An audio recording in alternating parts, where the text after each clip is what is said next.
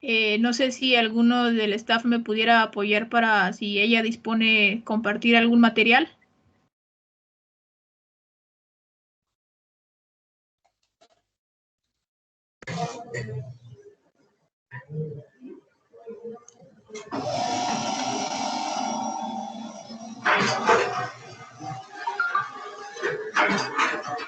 Buenas tardes, yo creo que la doctora Elda. Bueno, hola doctor, buenas tardes. Sí, ya estoy aquí. Mi cámara está un poco lenta, creo. ¿Sí? Ya Sí, la sí. vemos, doctora. ¿Dispone de presentar algún material? Así es. Ustedes si me dan el rol de presentador, bueno, para poder compartirlo, o en su defecto lo puedo enviar, doctor Charles, por si usted quiere subirlo. Ok, vamos a proceder a que alguien le permite el acceso mientras yo presento su breve semblanza, doctora.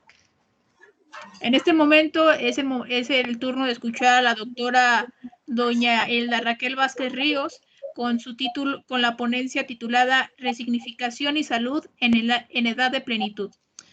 Es directora actualmente de la Facultad de Psicología y Terapia de la Comunicación Humana de la Universidad de Juárez del Estado de Guanajuato. Es licenciada en Psicología por la Universidad José Vasconcelos. Tiene una maestría de Terapia Familiar por la Facultad de Trabajo Social de la Universidad de Juárez del Estado de Durango. Tiene un doctorado en Psicología por la Universidad de Baja California, con mención honorífica y distinción académica summa cum laude. Es representante institucional de la Universidad de Juárez del Estado de Durango ante el Consejo Nacional por la Enseñanza e Investigación Psicológica, CENIP. También es miembro científico editorial del Instituto de Salud Mental del Estado de Durango y miembro del comité editorial de la revista Diabetes Hoy de la Federación Mexicana de Diabetes. Asimismo, también es delegada estatal de Asociación Mexicana para la Prevención de la Esclerosis, AMPAP. Muchísimas gracias por estar con nosotros, doctora Vázquez. El auditorio es suyo. Gracias, muy amable. Permítanme, estoy tratando de compartirla. Bien, no sé si me pueden decir si ya se visualiza. Tarda unos breves segundos, doctora. Esperemos que... Gracias.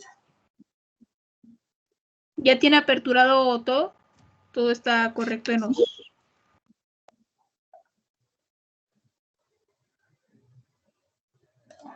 No sé si puede intentarlo otra vez, doctora. A ver, ahí estaría ya.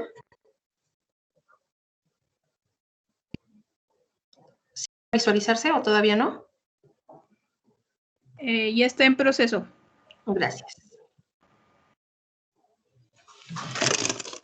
Si gusta minimizar una pestaña que es el de Teams para que se vea su presentación. Ya vemos su pantalla, doctora. Nada más falta minimizar la parte de ella. ¿Listo? Me informan que sí se ve.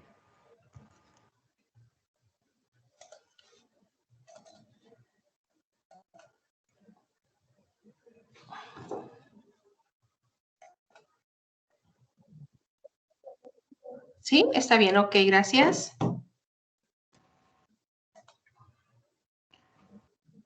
Bien, déjenme nada más para visualizar yo también.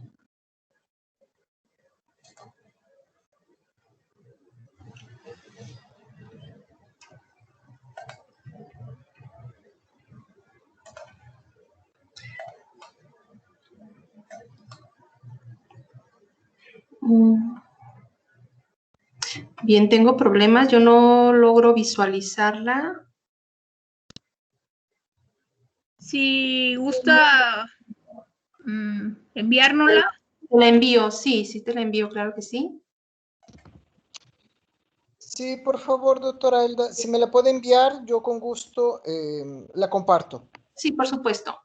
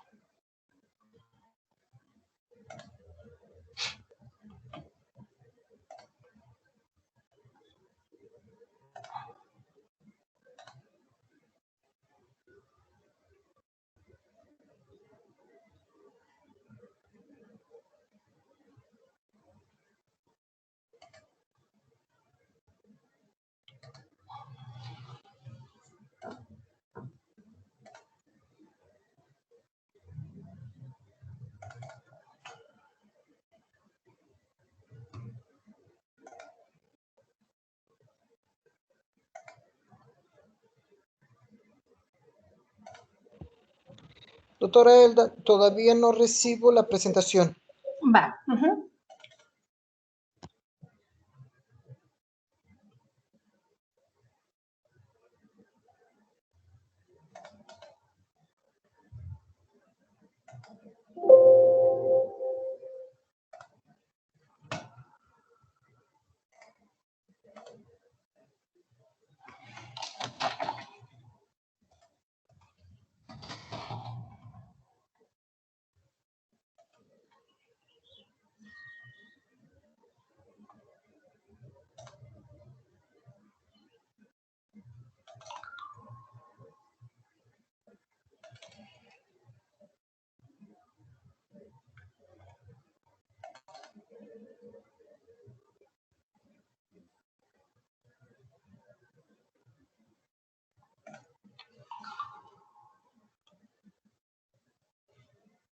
Creo que va ahí ya, doctor. Ok.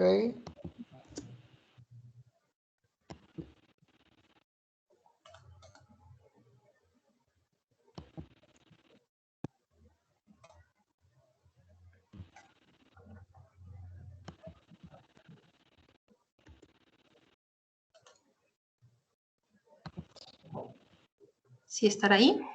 Muy bien. Sí, acabo de recibirla, descargo y en unos segundos ya la subo. Lo agradezco.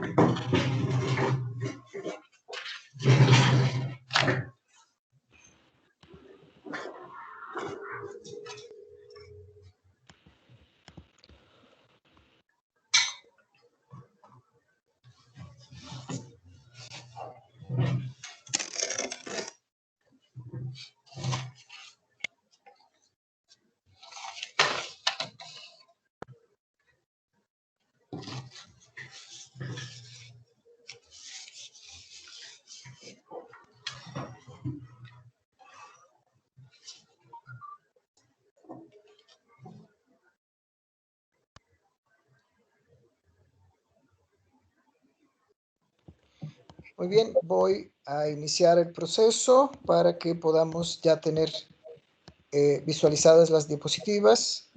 Esperemos solo un poco, porque Claro. sí demoro a descargar. Me imagino que demora algunos segundos a cargarse.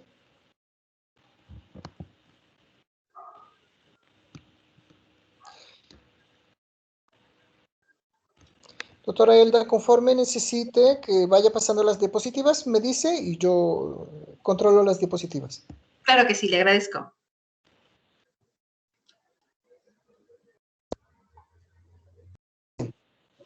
Creo que ya se ve.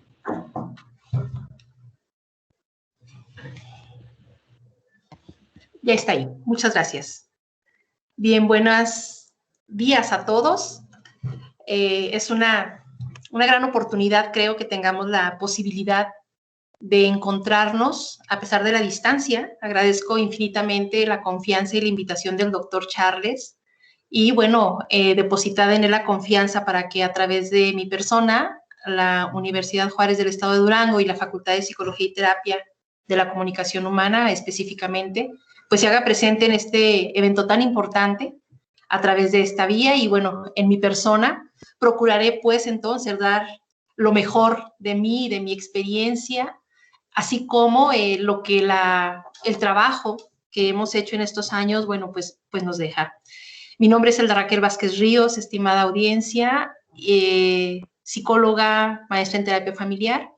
Y bueno, mi trabajo es básicamente en el ámbito académico y en la parte de la intervención, tanto en instituciones como en la práctica privada.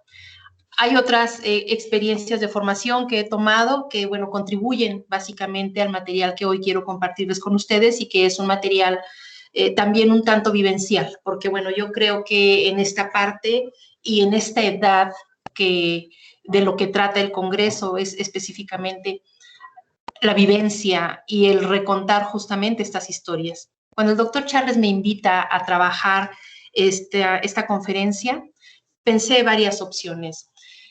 Y me gustó y propuse resignificar a partir de la resignificación, llegar a la salud en esta edad de plenitud. Entonces, resignificación y salud en la edad de la plenitud. Sabemos que toda edad es buena, toda edad es plena o debe de ser plena. Sin embargo, cuando nos estamos acercando a esta edad donde ya lo vivido ha quedado atrás, donde la experiencia del presente es lo que ahora cuenta, inicia un proceso muy bonito, muy interesante y creo que necesario, la resignificación de las historias. La siguiente, doctor, por favor.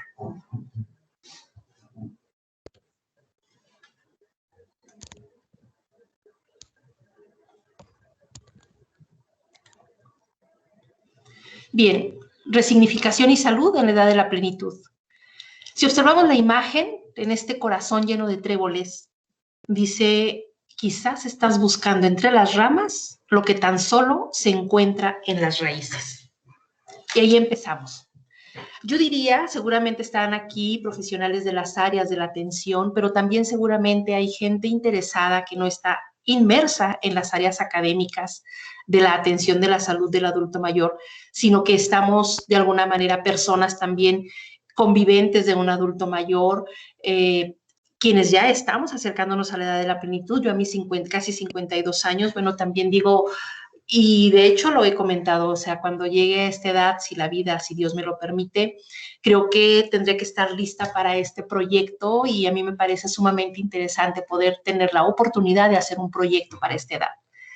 Y así pues, dice, dejar de buscar en las ramas y entonces ir a mis raíces. Siguiente, doctor, por favor. ¿Cuál es el propósito de este momento que voy a compartir con ustedes? Decirles que la historia no va a cambiar, que tampoco van a cambiar sus actores y que tampoco van a cambiar sus razones. Pero sí es necesario cambiar sus significados. Siguiente, doctor, por favor.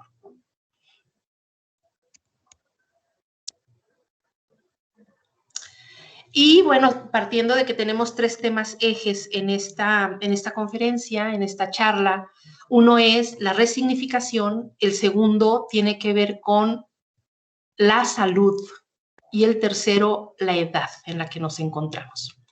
Y para saber qué tenemos que resignificar es preciso tener claro qué es la enfermedad y no desde un punto de vista médico, porque esto, bueno, los expertos están compartiendo esta información. Hablemos de para qué es la enfermedad desde el contenido de las emociones. Dice Jung, la enfermedad es el esfuerzo de la naturaleza por curar al hombre.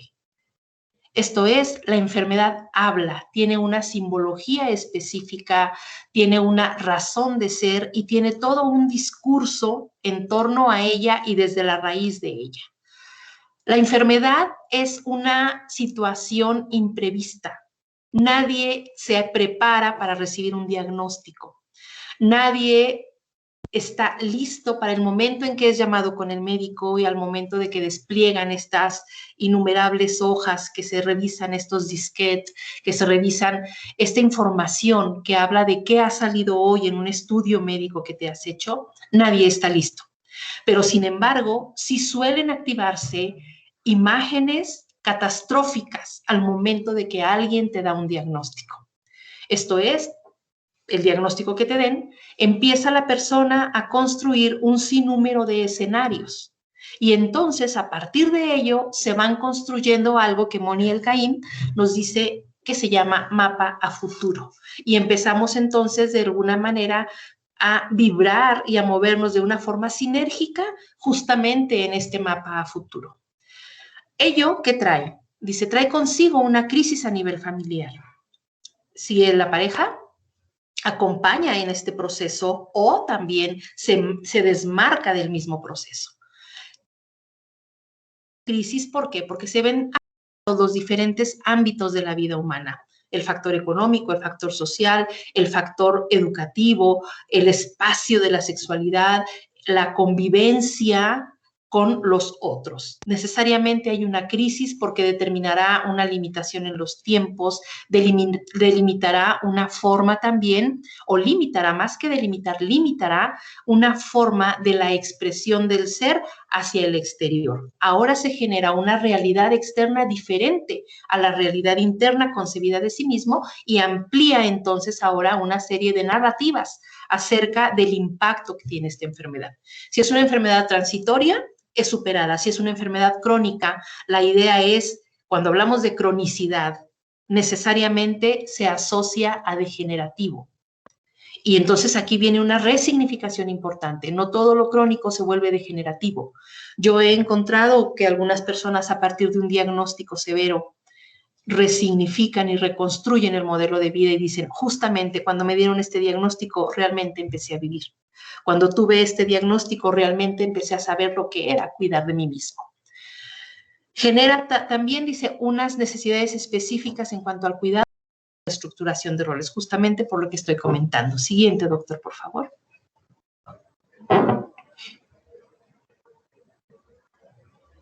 Aquí viene una parte que como profesionales de la salud podemos preguntarle a aquel que está frente a nosotros y, por qué no, preguntárnoslo también a nosotros mismos. ¿Cuál es tu mapa a futuro? Tu mapa del mundo, perdón, no estamos hablando del mapa futuro, tu mapa del mundo sobre la enfermedad. Es decir, pensando en el presente, tú te preguntas, ¿qué mapa he construido sobre la enfermedad en general? ¿Qué significa estar enfermo? ¿Qué significa esta ausencia de salud? ¿Qué significa la enfermedad y qué me da a ganar o qué le da a ganar al común de la gente el estar enfermo? Y aquí podemos hacer una lista diferente de las respuestas que se nos vayan generando. ¿Qué piensas de la enfermedad? ¿Para qué sirve la enfermedad? ¿Cuál es tu creencia y la de tu familia respecto al estar enfermo? Nosotros podemos observar que hay actitudes que se activan a partir del estar enfermo.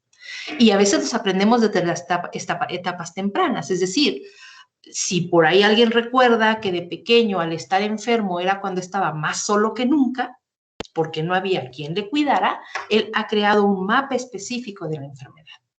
Aquel que obtenía ganancias a partir de la enfermedad crea otro mapa de la misma enfermedad. Aquel para quien la enfermedad significaba el único modo de contacto de mamá, el único modo de ser mirado o de ser atendido, él forma también un mapa específico de la enfermedad.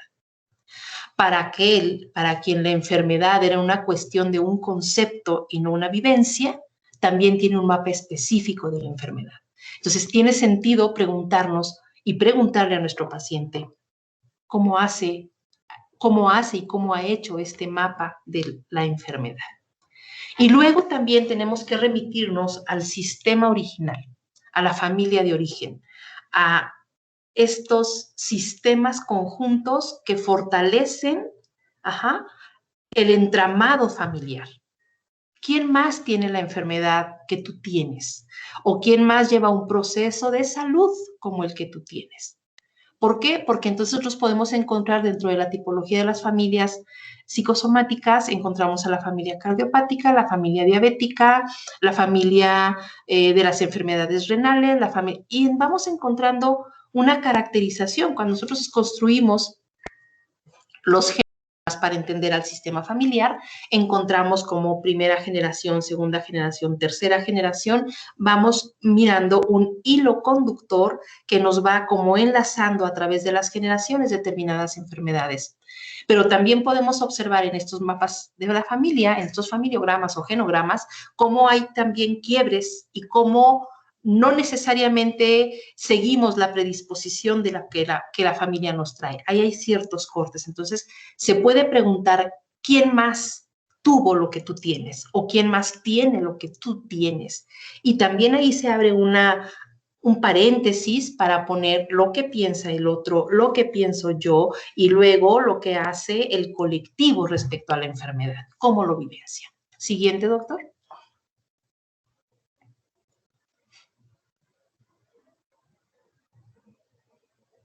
De tal forma que en la enfermedad podemos nosotros concluir esta estructura donde la enfermedad de pronto, ahí tenemos un corazón, ¿sí? Un corazón que es una tetera de agua hirviendo. Y dice, y de pronto estas emociones son un volcán a punto de erupción, pero que no acaba de explotar. Y entonces es estar conteniendo esta emoción. ¿Y qué sucede con estas emociones contenidas? Cuando el síntoma se estructura y no tiene la posibilidad de ser tramitado por la vía correcta, necesariamente buscará algún órgano que le permita verbalizar en actos, verbalizar en síntomas este conflicto interno, estas emociones contenidas, esta dificultad para decir, para expresar o para pedir aquello que se requiere. Y entonces tenemos ahí, lo simbolizo con el corazón, pero lo mismo podemos hacer con un estómago, lo mismo con un hígado, lo mismo con la piel. Está ahí y eso habla de algo. Siguiente, doctor, por favor.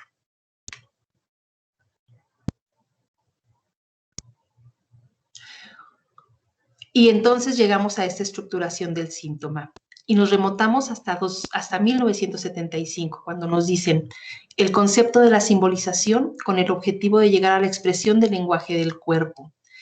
Estos autores nos cuestionan la visión clásica que separa a la mente del cuerpo y ellos hacen una visión que vincula y que genera una interdependencia entre los componentes psicológicos y somáticos de esa enfermedad. Y es de la forma en que le damos el lenguaje emocional a la enfermedad sobre lo que está depositado en el cuerpo. No es difícil encontrar en las narrativas de consultorio detrás de estas personas con dificultades para la movilidad que dicen, un día me cansé, que hablan de llevar una demasiada carga sobre su cuerpo y entonces es una necesidad de no moverse más.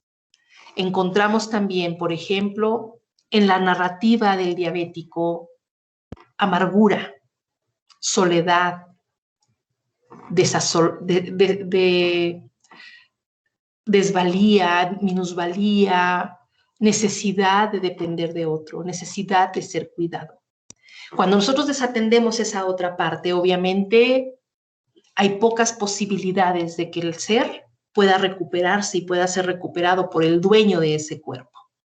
¿Por qué? Dice, porque el conflicto neurótico va a buscar diferentes caminos. Y Onis nos dice, ¿por qué buscan esos caminos? ¿Por qué el conflicto neurótico elige salir a través de un problema en la piel, elige salir a través de dolores de cabeza, elige salir a través de problemas renales? ¿Por qué esta falta de fluidez con la vida se deposita en un estancamiento del cuerpo? Y entonces encontramos justamente en estas narrativas respuestas donde, obviamente, el médico hará su parte, pero la otra parte la hará el paciente, la hará la persona cuando va haciendo estos nuevos constructos acerca del significado, del símbolo y del significante de su propia enfermedad. Siguiente, doctor, por favor.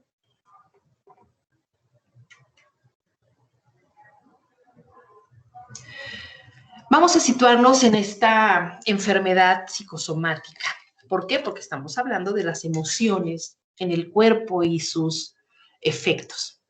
Y vamos a partir de una de las tantas literaturas, ¿no? Y dice, básicamente hay dos tipos. Los primarios, dice, son aquellos trastornos donde existe una disfunción y una vulnerabilidad biológica, es decir, ya hay una predisposición desde el órgano. Su persistencia crónica o la intensidad de la sintomatología acompañada de una exacerbación emocional del síntoma. Es decir, está ya estos caldos básicos para la estructuración de la enfermedad. Y a ello le atribuimos el contenido, el color y la fuerza que da la emoción vivenciada a partir de alguna experiencia, que puede ser una experiencia momentánea, ¿sí?, que no avisa, o puede ser una experiencia que ha sido rumiada por la persona y ha sido construida y ha sido vestida y estructurada a partir de esta historia. Los secundarios, dice, son aquellos trastornos psicosomáticos donde no hay, al menos de una forma documentada, es decir, no se tiene un dato de dónde surgió, no hay parientes en la familia de origen o en generaciones anteriores que marcaran que hay una predisposición, surge en la persona. Dice, y entonces, en esta forma, dice, hay una hipótesis más sencilla. Y aquí necesariamente se habla de que hay que buscar el origen en la emoción para saber cómo se estructuró el conflicto y del conflicto se brinca a la estructuración de la sintomatología. Y entonces podemos encontrar personas no depresivas, pero con sintomatología depresiva, que se activa en ciertos periodos o ante ciertos eventos. Podemos encontrar gente con determinados problemas, dolores de muelas, de dientes, y dicen, es que esto es algo que me hace hacer así. Y entonces tú revisas toda la musculatura de la persona y le dices, vuélvalo a hacer. ¿Qué hace con esto? Y entonces encontramos que está la ira contenida de la persona, que nada tiene que ver con lo que pudiera estar pasando aquí, pero cuando empieza entonces a relajar y a encontrar el discurso que está detrás de esta contención, y lo dicen los dichos, ¿no? México somos un país de dichos, y de pronto decimos, pues solamente apreté las muelitas. ¿Qué significa? Me tuve que contener, tuve que cerrar para no decir aquello que quería decir. Y entonces la ira se queda contenida así y empezamos con problemas de sangrado de encías, con problemas de pérdida de dientes, con otras cosas que nos van vinculando a esta problemática. ¿Bien, doctor?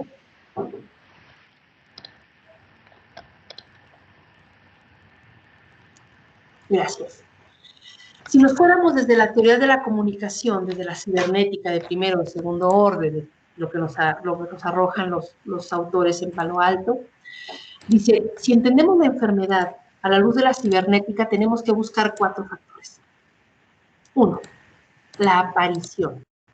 Y entonces identificamos en torno a la aparición de la enfermedad qué estuvo en el momento, en el lugar y la condición para que ello apareciera.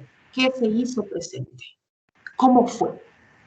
Y luego nos vamos, una vez que ya tengo claros los momentos de cómo apareció, entonces emigro al segundo nivel y es, ¿cuál es su impacto? ¿Qué sucedió contigo, con tu entorno, con tu familia cuando aparece la enfermedad? ¿Qué pasó? ¿Qué áreas de tu vida fueron afectadas? Y nos pasamos al tercer eje. ¿Qué hiciste? Cuando ya te diste cuenta de qué estaba ocurriendo contigo, ¿qué hiciste? ¿Cuál fue tu respuesta? ¿Cuál fue la reacción a este proceso? Y entonces viene lo que es la adaptación. De pronto dice, no, pues ya he ido aprendiendo a vivir con ello. No, toda mi familia lo tiene. Su abuelo lo vivió y su papá lo vivió y pues ahora él también lo vive. Y entonces vemos que la persona va generando un proceso adaptativo, pero en una zona de confort, no en una cuestión adaptativa tendiente hacia la salud. Porque si es una forma de adaptación, entonces la persona se vuelve proactiva, se vuelve autogestiva hacia la búsqueda de la salud. En cambio, cuando hay una situación acomodaticia, o sea, ya la persona se queda quieta, se acomoda y dice, bueno, pues, ¿qué más da? Algún día iba a llegar. A todo pasado. Primera generación, segunda generación, tercera generación, y entonces aquí viene un proceso de adaptación. ¿Positivo o negativo? El impacto no podemos medirlo. Eso va a suceder de acuerdo al equipo emocional que tenga la persona y de acuerdo a los recursos emocionales con los que tenga. La adaptación sí hay una forma o diferentes matices, hay un abanico de matices en la que los puede la persona asumir para llegar finalmente al manejo de la enfermedad. Y aquí es justo donde nosotros entramos como gente que trabaja con las familias, entramos en un proceso de recambio.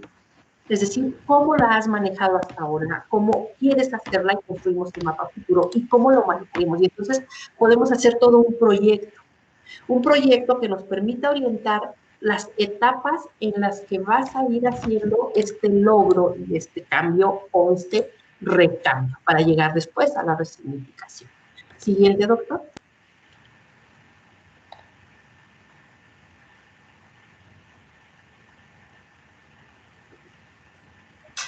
Y entonces, bueno, esto ha sido algo como nuevo, ¿verdad? Esto de intensamente, las emociones que han tenido un giro. Y entonces, bueno, voy a aprovechar esta imagen que encuentro yo y nos habla el individuo, ¿no? Y si ustedes observan, están este sinnúmero de esferas, ¿sí? En las que si por lo menos trabajáramos, yo no les diría que en todas las que vemos aquí, pero sí trabajamos, vamos a empezar por una tercera parte en un primer momento. Y vamos a empezar por aquellas que sean más gentiles de abordar. Puedo empezar por la que quieras, o sea, puedo empezar por esta experiencia que tengo de la enfermedad acerca de la familia. A partir de mi genograma, de mi historia de familia, puedo pensar qué me dice la enfermedad acerca del bien y del mal, acerca de la culpa, acerca de los estados de conciencia, acerca de la emoción, acerca de esta actitud de dar y recibir, de dar y de tomar, acerca del orden. Y cuando hablamos del orden, no hablamos de un orden solamente instrumental, hablamos también de un orden interno. También nos habla de la exclusión, o sea, si ha sido una experiencia de exclusión tu vida y ahora a partir de esto es la inclusión de los demás en tu vida y tú a la vez incluirte en los demás, obviamente será difícil renunciar a la enfermedad porque si es la forma en cuenta, ahí tengo el instrumento.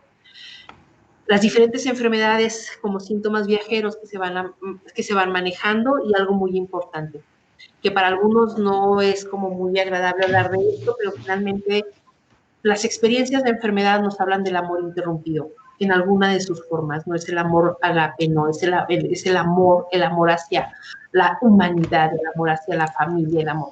Y estos momentos de disociación, ¿sí? No como un estado psicótico, no, sino como estos momentos donde hay una separación de la realidad y entonces empezamos a vivenciarnos en otra realidad, en otra experiencia que nos permite de alguna forma ganar. ¿Qué tenemos que hacer entonces para llegar a entender estas emociones que tenemos en la imagen de los actores de Intensamente, ¿no? Dice, el paciente y sus síntomas psicosomáticos son los mejores canales de comunicación indirecta. Esta familia psicosomática en la que tú perteneces ya encontró una forma de comunicarse y entonces en ocasiones se mantiene la enfermedad porque es la forma de seguir siendo fiel al sistema. Romper con las lealtades de familia y romper con los esquemas de familia significa un desafío al sistema y a veces no todo el mundo está preparado para ello. ¿Por qué? Porque de pronto nos decía Santiago Ramírez en su momento, infancia es destino. Y de pronto obedecer a estos patrones y a esta lealtad familiar tiene el efecto de seguir perteneciendo. Y entonces en ocasiones romper con esta estructura es como no pertenecer y hay quienes prefieren pagar el alto precio de la enfermedad antes de desafiar a su propio sistema. Y por ello entonces nos permite mantenernos bajo el mito, y recordemos que el mito es algo que no existe, pero que está, es el mito de la unidad familiar. Y entonces disgregarse a partir de romper con estos esquemas nos genera un miedo, cuando finalmente luego podemos darnos cuenta que ser persona es lo que finalmente nos permite insertarnos no nada más en la familia, sino en muchos espacios y ámbitos de la vida de una forma seguro de sí, gestiva y poder entender esta estructura. Cuando dentro de mi experiencia laboral, a mí me toca impartir una materia que se llama Integración Profesional Clínica. Y en este trabajo yo llevo a mis estudiantes a diferentes campos clínicos y los llevo al hospital psiquiátrico y los llevo a la casa del anciano y los llevo a Neuróticos Anónimos y a diferentes lugares, ¿no? Pero yo he notado que cuando ellos llegan, por ejemplo, al hospital psiquiátrico y que van a villas donde ya hay persona mayor, ellos de manera inmediata empatizan con las personas mayores. Cuando van a la casa o villa del anciano, ellos quedan cautivados también de lo que pueden ellos trabajar en estas villas o en estos espacios donde quienes de manera, muchos en el caso de Durango, muchos de una forma voluntaria deciden irse a la villa a vivir ahí después de que han llegado a esta edad. Y dicen, aquí encontré amigos, aquí encontré una familia, aquí encontré. Y entonces hablamos de gente que no lo tuvo, pero que en su momento ahora, pues, ellos permiten darse cuenta de que sí es posible reconstruir la vida. A los 60, a los 70, claro que es posible. Y entonces nuestros alumnos jóvenes encuentran una posibilidad muy grande también de autorrealización, no nada más desde la profesión, sino aprender estas lecciones que dejan los sabios, esta persona que deja, esta experiencia que deja la persona mayor a nuestras vidas. Siguiente, doctor.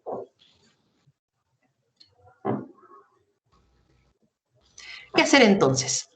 Bien, cuando ya desde la parte médica, desde la parte de la asistencia social, desde la parte de la consejería o desde la parte de la intervención, dice, tenemos 3 niveles en los que hay que trabajar y esos pueden ser los ejes básicos. Ya conocimos los 4 factores, si se acuerdan, de cómo fue apareciendo la enfermedad, desde el adaptativo, desde la aparición, el impacto, el adaptativo y el manejo de la enfermedad. Entonces ahora, esto es lo que hace el paciente. Pero entonces ahora, ¿qué nos toca a nosotros hacer? Trabajar en el nivel cognitivo. Es decir, si nosotros podemos dar una explicación clara y logramos hacer que nuestro paciente entienda cómo está conformada su enfermedad, de qué está hecha, para que él nos diga para qué fue hecha, porque el para qué está hecha, nosotros podemos entenderlo desde la literatura, pero cada paciente es diferente y entonces la narrativa de cada paciente te va a decir para qué estructuró sus síntomas, para qué estructuró esta enfermedad. Luego nos vamos a ir a trabajar en el nivel afectivo. Cómo tramitar y cómo operar esta enfermedad. De qué color está, de qué tamaño es, de qué forma y en dónde está localizada en tu cuerpo. Y cuando tú registras que está localizada ahí, ¿qué hace contigo? Y luego nos vamos al nivel conductual. ¿Qué haces tú para fortalecer? ¿Qué haces tú para atender? ¿Qué haces tú? Y entonces, si nos vamos en este nivel, tendremos la posibilidad también de hacer un camino de desensibilización. Y entonces vámonos desde la parte conductual. ¿Qué has hecho con ello? ¿Cuánto tiempo has consentido? ¿Cuánto tiempo has permitido? ¿Cuánto tiempo has negado? Porque también en ocasiones es una cuestión de negligencia, autonegligencia, donde sabemos que está. Y en un acto también autodestructivo lo vas dejando y no lo atiendes en su momento. E inclusive en situaciones graves hay una resistencia a ser atendido. Entonces, por eso es necesario entrar en los 3 niveles y romper con estos bloqueos que no nos permiten abordarlo. Dice también, luego hay que implementar de inicio un modelo basado en el enfoque biopsicosocial. Esto es, saber que tenemos que equilibrar esta triada, donde el cuerpo por sí mismo, sus funciones anatomofisiológicas, tienen que necesariamente ser atendidas y valoradas y equilibradas. El aspecto psicológico y el aspecto de la relación con el otro. Y el otro es el mundo, y el otro es la persona, y el otro es mi experiencia, y el otro es mi mascota, y el otro es mi trabajo. Y entonces tenemos que llevar a un equilibrio, llevar a un proceso homeostático este proceso psicosocial. Trabajando, dice aquí, en conjunto con el médico y el terapeuta. Ojo, los terapeutas no vamos jamás a suplir a un médico, vamos a trabajar en conjunto con él y hacer estas redes de apoyo. Luego hay que proponer una rutina, dice, para evaluar a la familia. ¿Por qué me centro en la familia? Porque todo ser humano, por solito que esté, trae un referente de familia. Siempre venimos de una familia, en una familia estamos y en una familia perteneceremos. Y de una familia, en una familia moriremos. ¿Por qué? Porque aunque yo estuviese solito, los ausentes van a estar presentes. Entonces, tengo que rastrear la información. Tengo que observar cómo desde la familia aprendí a manejar estas transiciones en el ciclo de mi vida, en diferentes etapas, como decía al inicio de mi charla. Y luego hay que clarificar los factores de obediencia y desobediencia que tenemos sobre la enfermedad. Recordemos esta parte de si te descalzas te vas a enfermar. Y entonces quien se atrevió a desafiar y darse cuenta que no necesariamente por descalzarte te vas a enfermar de gripe, entonces te das cuenta que esto no era tal. ¿sí? Si no te tomas la medicina, no te vas a mejorar. Si no tomas agua, no vas a sanar. Y entonces de pronto se llega a caer en los extremos. Y entonces no vamos a un punto de equilibrio donde si esto que necesito es para estar bien. Y entonces tenemos necesariamente que activar una forma de psicoeducación y de reaprendizaje de los esquemas de atención a sí mismo. Siguiente, doctor.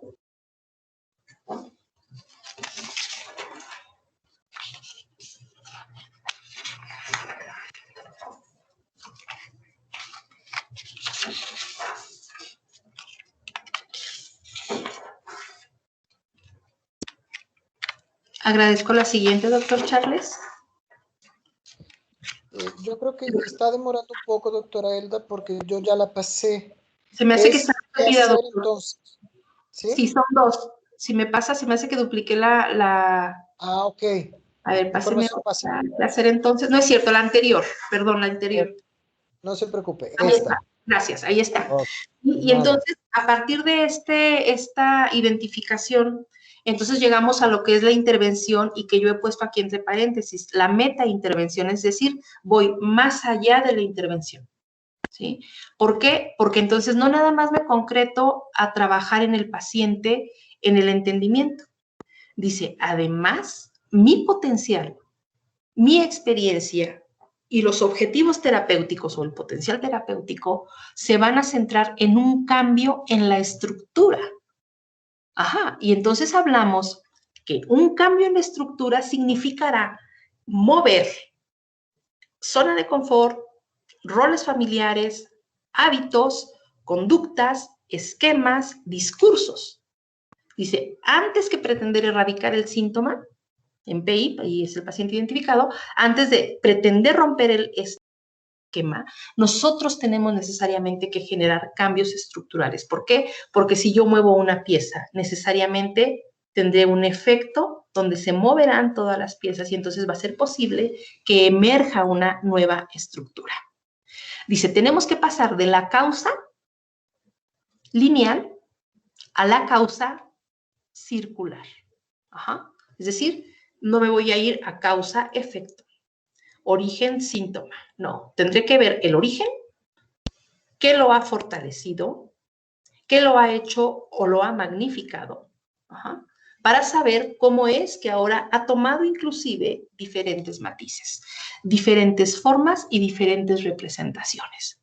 Para pasar entonces de lo particular, de lo individual, a la totalidad y a lo sistémico, porque necesariamente todo aquello que suceda va a impactar en tu trabajo, en tu escuela, en tu pareja, en tus hijos, en tu salario. De pronto hay, y esto no es raro que lo escuchemos, que decimos de pronto trabajas tanto para hacer una fortuna y entonces te lo gastas curando las enfermedades. Otro dicho que se maneja por ahí es, los bienes son para remediar los males. Y curiosamente vamos en ocasiones viviendo bajo estos mapas y estos esquemas. Entonces, ahí, en esas narrativas, ustedes y yo encontramos elementos para hacer nuestros planes de intervención a partir de la resignificación. Dice al final, si el síntoma del paciente sin tocar la estructura familiar, ¿qué va a suceder?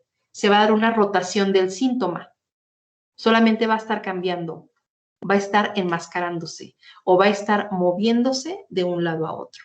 Y lo encontramos con estos pacientes psicosomáticos, donde te llegan por un padecimiento y cuando ya estás a punto de darlos de alta por ese padecimiento, entonces generan otro.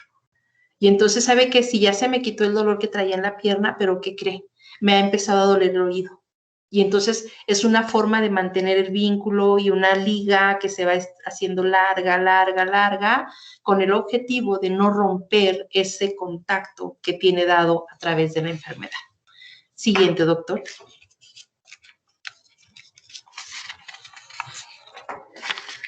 Por lo tanto, ¿qué necesitamos para llegar a la intervención? De entrada, una información que sea básica. Ahí faltaron dos acentos, una disculpa. La situación médica del padecimiento, ¿sí?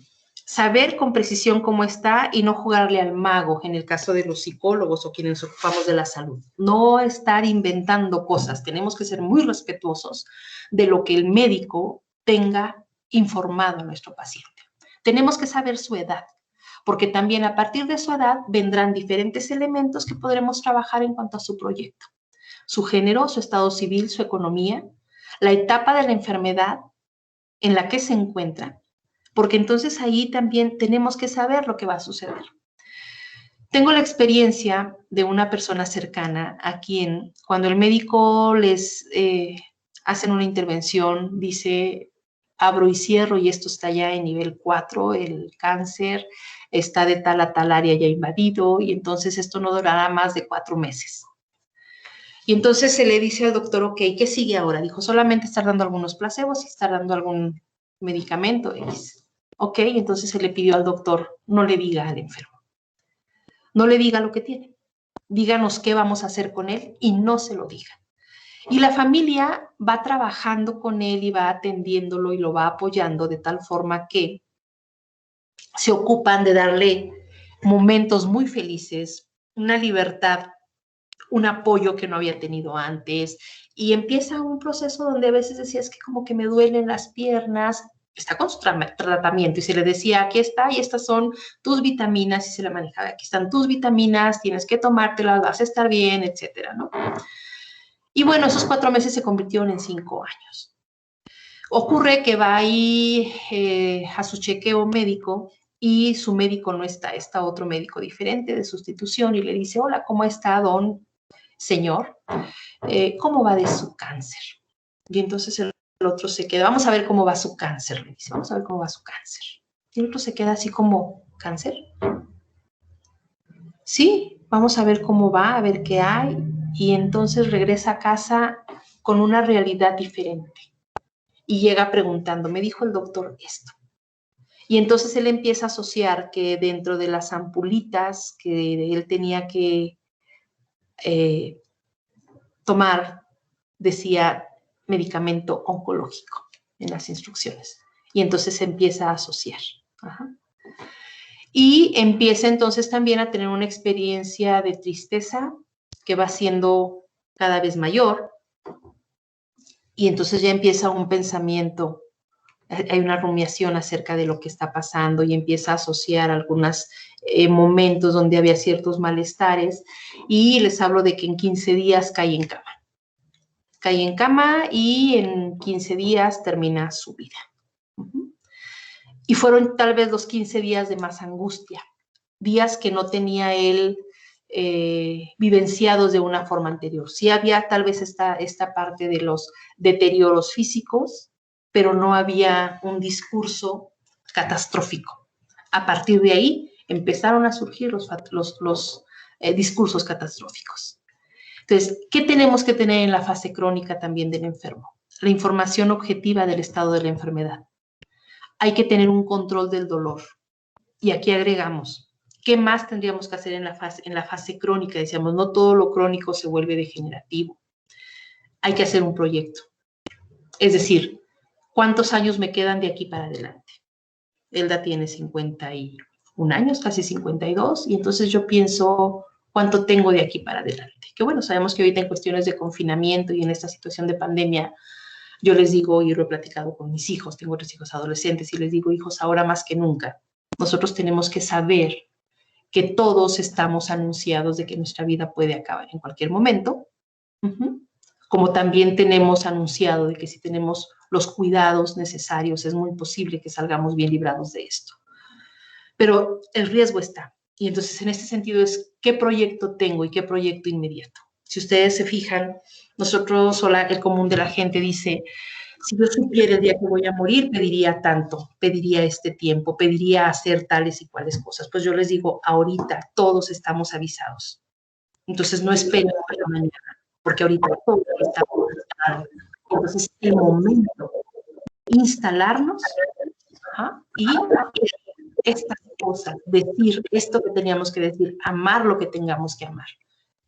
Confío yo en que saldremos bien de este 2020 y lo que sigue.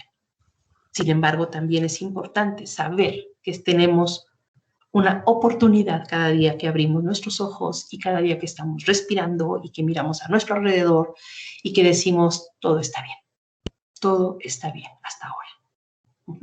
Siguiente, doctor, por favor.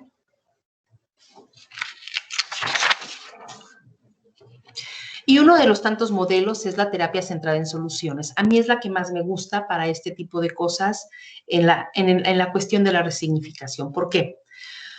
Porque nos desvía la atención de los patrones y nos lleva hacia las soluciones. Y entonces no me voy a pasar días buscando soluciones, no, suelo ser muy objetivo y muy práctico. O'Halloran, esa es su magia. ¿Sí? Cuando O'Halloran nos dice lo que tenemos que trabajar en esta parte de la terapia centrada en soluciones, y que de ahí está también Haley y están otros autores, nos lleva a distinguir el problema y su solución sin perder demasiado tiempo. ¿Sí? Dice, sus postulados son, el cambio es inevitable. Una vez que tú decides hacer algo contigo, el cambio ya no se va a detener. El cambio está ahí y está tocando a tu puerta y solamente es cuestión de que lo agarres y empecemos a trabajar en él. Dice también, nada ocurre por casualidad. Es decir, estoy aquí, me he dado cuenta de lo que tengo y es para algo. Y solo se necesita un pequeñito cambio, uno, porque necesariamente va a ser una acción en cadena donde van a abrirse un sinfín de posibilidades de cambio. También dice, es posible cambiar al sistema entero a través del cambio de uno de todos. Sí, sí es posible. No es necesario que entren todos los miembros de la familia en el cambio de tu conducta. O sea, tú puedes empezar. Tú puedes empezar a levantar un pie ahora y moverte de tu sillón al jardín. Tú puedes moverte de tu jardín a una cuadra de tu casa y regresar a ella. Mañana tú puedes caminar ahora 2 veces el mismo trayecto de tu casa a tu puerta, de la esquina de la cuadra a tu puerta. Y puedes darle 3 vueltas a tu cuadra. Entonces, ese pequeño cambio necesariamente va a generar un movimiento en los demás. ¿Por qué? Porque vas a regresar más jovial, porque vas a regresar más optimista, porque vas a regresar más contento con el mundo, porque te vas a dar cuenta que adentro de las 4 paredes vas a ver eso, las paredes. Pero que al salir afuera verás un ave, verás un árbol, verás una flor, verás el color del día, verás cosas, verás un niño que juega, un niño que sonríe, un niño que se divierte. Y ahí empiezan los cambios. Dice, los y las pacientes cuentan con la fuerza y el recurso necesario para cambiar. Los problemas son intentos fallidos de resolver conflictos y entonces hay que evitar hacer más de lo mismo. O sea, comer más de lo mismo no te lleva a nada. Hacer más de lo mismo no te lleva a nada. Pelear igual para perder las batallas no tiene caso estar peleando. Si vas a pelear es para ganar, pero yo te diría mejor ni pelees. O sea, dale trámite a los asuntos. Dice, no es necesario saber mucho sobre el problema para poder resolverlo. En el problema está la solución, también nos dicen estos autores. Y por lo tanto, esta solución es posible tenerla nosotros de una forma positiva y objetiva. Existen otras maneras de enfocar una situación y ninguna es más correcta que la otra, ni ninguna va a ser más fallida que la otra. O sea, cada día tenemos la posibilidad de analizar una situación y encontrar esa posible solución. ¿Para qué? Para centrarnos justamente en lo que sí es posible cambiar. Lo que es posible cambiar va a ser cambiable. Lo que no es posible cambiar va a ser ahí, va a estar enquistado, va a estar haciendo un ruido. Entonces, brinquemos aquello que no es posible ya cambiar, asumámoslo y reconfigurémoslo y reubiquémoslo en un lugar que sea amigable para la persona misma. Siguiente, doctor. Aquí voy a exponerles, bueno, a platicarles de 2 muy concretos, ya estamos en tiempos. Dice 2 ejemplos de lo encontrado en el consultorio, de una de las diferentes narrativas que dan las personas, ¿no? Dice, la necesidad de liberar la rabia ocasionada por la impotencia, la frustración o la poca valoración de sí mismo, que nos hace ser más vulnerables ante el rechazo ajeno, es algo normal y surge casi siempre en las dinámicas o los trabajos psicoemocionales. Entonces encontramos, por ejemplo, en el paciente hipertenso, que esta contención, este deseo de esta presión que va aumentando cada día, que está luego muy asociada a su padecer diario. Cuando la persona dice también, quiere expresar su rabia y no lo hace, también llega a decir, traigo un nudo en la garganta. y le preguntamos, ¿qué te has tragado? O dice, traigo esto aquí. Y cuando trabajamos algunas descontracturas emocionales, la persona descansa, abre y su rostro se relaja. Y entonces tenemos la posibilidad de dar un trámite positivo a estos síntomas negativos. Y entonces, si retomamos la primera de las diapositivas, donde está el propósito, y decíamos, no vamos a cambiar la historia, no vamos a cambiar los actores, no, vamos a cambiar el significado de ello. Siguiente, doctor.